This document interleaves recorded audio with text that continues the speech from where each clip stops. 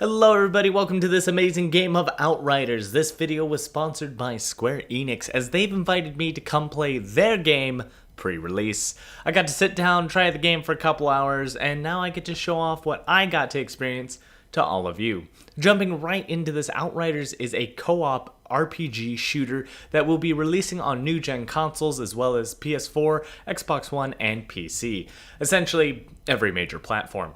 You'll be able to play with up to 2 others or by yourself as you journey through this new world. The game is set in a post-apocalyptic world where humanity was wiped from Earth, sending 2 ships into space to colonize a new planet. You, as an outrider, are tasked with finding a suitable home for the colonists. When things go horrifically wrong, you're sent back into Cairo sleep only to wake to a new nightmare of war between what few humans are left.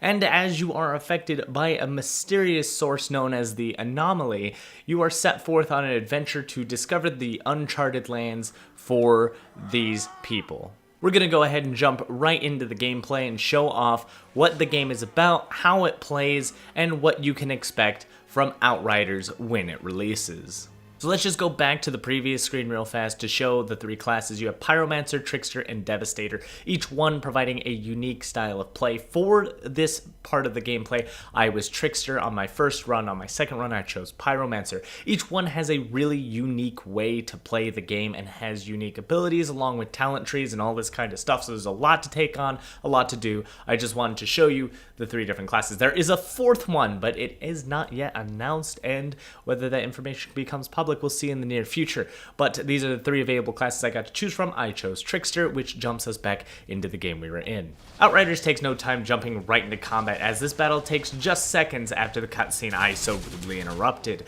This game plays in a third-person view, using a cover system to keep yourself safe from enemy fire. And what separates this game from other third-person shooters is the function from your class. So from here, I've had my character inherit the Trickster class, which allows him to have power over lightning, time, and space. Each class governs these types of elements, Pyromancer being fire and ash, while Devastator is earth and gravity, each one having their own unique style of play and mechanics.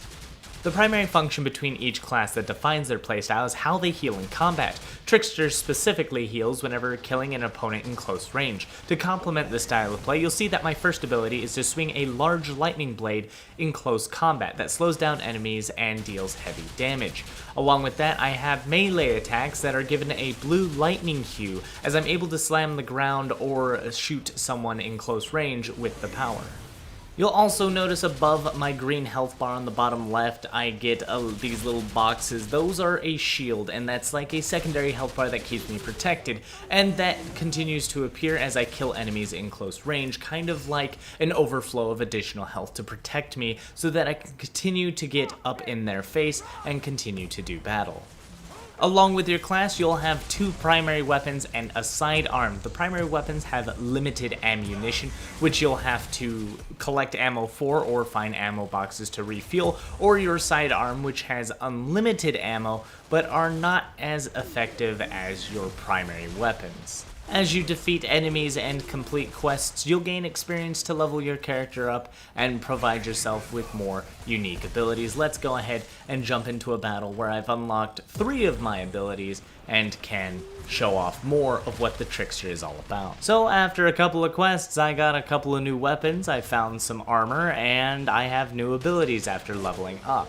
So as you see, I have the Lightning Blade ability, and then an electrical field which slows time down. Any bullets that enter the field get slowed, and enemies are also slowed, making my revolver deadly as I can take my time aiming at heads. The third ability, which we'll see later, is a teleportation, where I can teleport behind a target at a far distance, or close, just a target, I suppose, and it slows them down, but I get to get close and personal. And remember that my battle healing skill is to heal when I kill enemies in close range. So if someone is far, teleporting to them and putting them in close range helps me stay healthy in combat. Trying to fight at a distance puts me at a disadvantage. Even though this is not an open world, it is still a pretty big world to explore with little goodies hidden all around, so I always made sure to check the nooks and crannies, but this little tracker allows me to follow towards the current objective that I am tracking,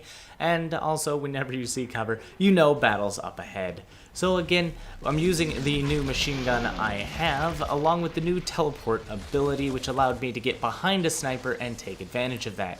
It also has been giving me shields, getting close range kills, so I'm doing my best to kill as fast as I can, as close as I can.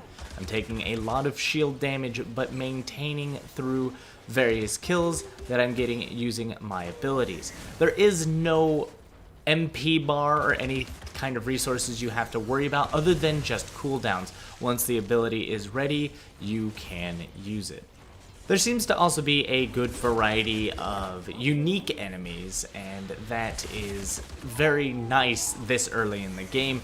There's not just, other mercenaries with guns, but there are berserkers, some animals, other alter units such as yourself that have powers that you have to worry about. And then enemies also drop items such as armor equipments, weapons, which can all come with different kinds of upgrades to you, be it just defense or damage increases, or they can have alterations for your class that modify what you do or increase a certain power in some way, which is really cool. On top of that, with every kill gives you experience not only for your character, but your world. Your world level determines the difficulty, so the more your world levels up, the harder the game gets. If you feel the game is getting too hard, you are capable of setting the world to a lower tier. So you play this game at your own pace. If you're hardcore like me, you like the highest difficulty, you put it on auto level up, where every time it levels up, it just increases the world's difficulty automatically, and you get rewards and higher item caps for doing so. So there are reasons and motivations to push yourself to do better and go harder. But if you want to experience the story, there is a vast dialogue options, interactions with characters. It is very deep in lore. It has its journals, all the extra bits you could ask for. So if you notice, I'm not a pyromancer. I have the power of electricity. These enemies caught fire, and then I caught myself on fire. That's the modified shotgun I have, which had the additional effect of catching enemies on fire. The design of the first boss was awesome as well. He is an altered, very much like yourself, capable of utilizing the power of lightning. So it was essentially Trickster versus Trickster, and he had a lightning gun that I was very jealous of. You have to do a lot of thinking, as you can affect him with your abilities, but not nearly as effectively as you could with the smaller minions of the game. The game does have co-op functionality. You can play with up to 2 other friends. I played by myself during this playtest. Some people actually did play with others, but I didn't bring anyone with me, so I was by myself for this battle, and I gotta say this battle was very fun. I did enjoy it, and I loved the aesthetic of everything. And seeing what he had in his hand, I was curious to if we would see if I get that weapon, but unfortunately this would be the end to the content I got to play. Now, we've seen quite a bit of Trickster, we've seen the time slow, the lightning, so how does Pyromancer play?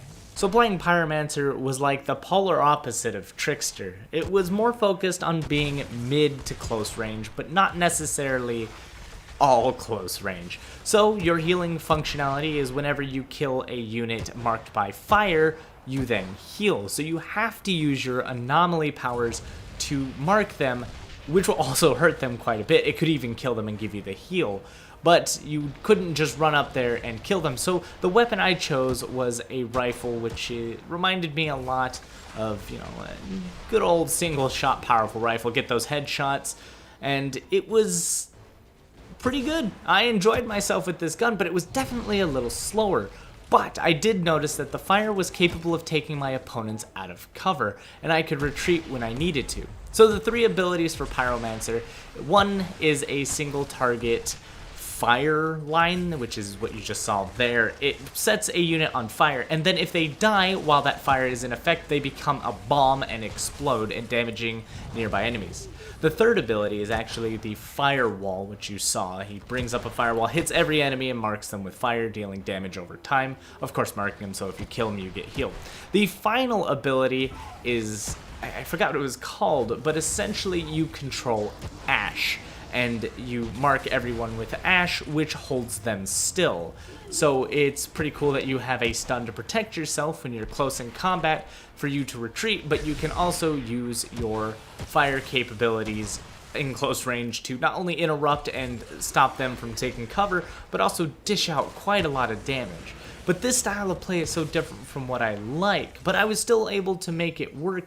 I just had to take it differently. Unfortunately, I didn't get any footage of the Devastator, so I wouldn't be able to show you what it's like, as I myself don't exactly know, but I do know that they are similar to the Trickster, where they gain health being close in combat, I believe, and they also use a lot of physical charging attacks. So each class has 8 skills to unlock, 3 in which you'll be able to put on your hotbar and take action of, so you'll be able to pick between those 8 abilities and figure out a build for that class that works best for your playstyle.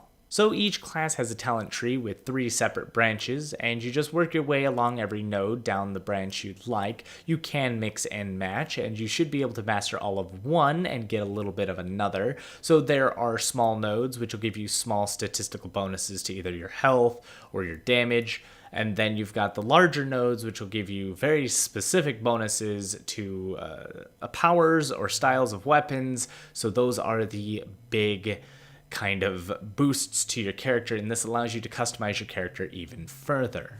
The vision from the developers for this game is to give you an intense, hard-hitting combat with deep RPG mechanics and a compelling story. It is not meant to be a game as a service title, so there will be no loot boxes or pay-to-win scenarios. Players will just be able to play the game completely from purchase. As for my opinion on this game, I absolutely loved it.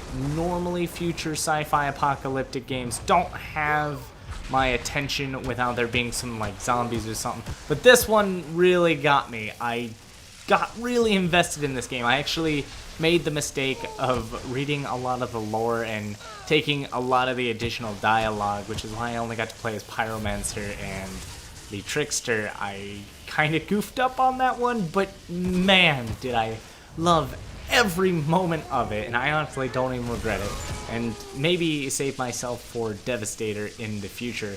Hearing other people's opinions from the playtest, I got to see a few other people. A lot of people love different classes, and some people really love Devastator, where they didn't like Pyromancer nearly as much, or they didn't like Trickster and they loved Pyromancer far more. It was interesting to see that each playstyle really fit in with somebody, and there was a playstyle for everybody.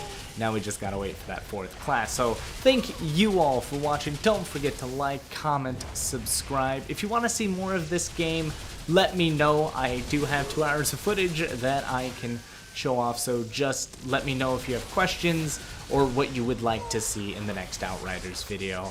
And that's it for this. Thank you all so much, and as always, good game.